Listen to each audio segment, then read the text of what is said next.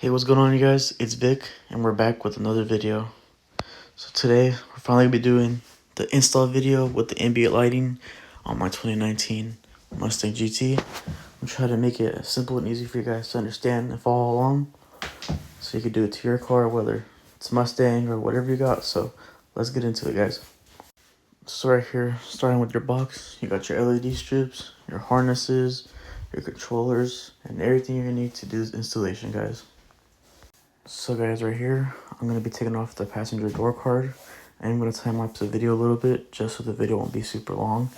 But you're going to need a plastic pry tool, a small pick, 10mm socket, 7mm socket, and either an impact or a ratchet, whatever you guys got.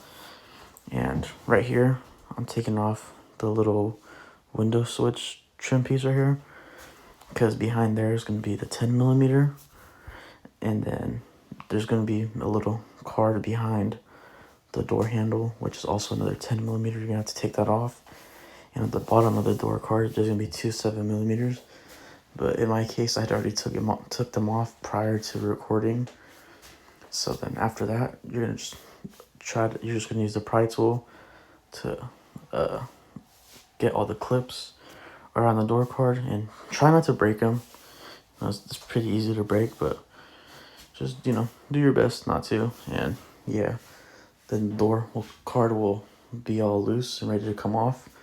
In the next clip, I will show you all the connections you have to take off. And then right here, disconnecting the lights for the ambient lighting, the unlock and lock switch, and then the window switch will already have been disconnected before you take the door card off. And then right here, you're gonna need those pliers to pinch the head to be able to pull out the latch. And then you're good right there. So now you just repeat on the other side, and then your door should look like this. And now we can get started on the lights. And so right here, you guys could put in the LED strip however you like, however you prefer. This is the way I did it. I drilled a little hole right here in this corner, or I cut a little hole, and then just slipped the LED strip through so that I could have the wire hanging out from the back and all, tucked away pretty much. And then you just pressure fit the LED strip however you like. You can use like a little squeegee tool to get that thing in there. I used a butter knife to kind of like help me get it in there, and it worked really good for me. So if you want to try like that, go ahead. But yeah, and right here is basically almost the finished product. It's all mocked up. I did adjust them a little bit after I connected them and saw how they looked. Just needed a little bit of adjustment. And then yeah, this is how they look in the back. Nice and hidden. So right here, I will be using the test light that comes in the kit to look for accessory power. And in my case, it was the number 35, which is a 5-amp fuse. And you're going to need the accessory power for the main controller box of the kit. And here's a quick screenshot of the fuse location I used. And so bam, you're going to connect the power accessory that has the fuse integrated into it, and you got to make sure you put it in a 5-amp fuse location, because that wire is a 5-amp as well.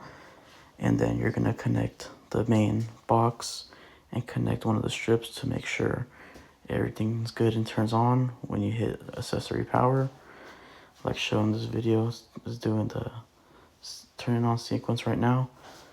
And then that's how you know you're good to go. And so basically, for the rest of the boxes and strips, you could use accessory power or constant power. In this case, I ended up using accessory power for this one. And the way I did it, I connected it to the ambient lighting that was already comes from factory into the car. And so I ended up finding out that my LED strips was only going to turn on at nighttime with the ambient lighting in the car, because it doesn't turn on in the daytime. So if you don't want it like that, I also am going to show you the other way I ended up changing it to, so it could stay on at all times. And then you could turn the lights on and off whenever you want in the app that the Lowglow uses. And like I mentioned before, this is how you're going to do the wiring if you want it to turn on with your factory ambient lighting. And this is the way I routed the wiring, but you could do it however you prefer. So right here, I'm looking for accessory power through the plug for the windows. And there's 3 brown wires with yellow stripes, and only 2 of them actually have accessory power. And I'll show you which 2 they are in a sec. And then you're just gonna use the black wire for ground. So like I was saying before, there's the 3 brown wires. Just don't use the one in the middle because that one doesn't give constant power. And then bam, once you're all done, there's your results. You got your interior looking nice and sick and upgraded, ready for the next car show car meet. And yeah, hope you guys enjoyed. Thank you guys for watching. I hope I made it easy for you guys to understand and, you know, copy. And if you guys have any questions, just let me know in the comments and I'll be more than happy to help and answer. Peace out, guys.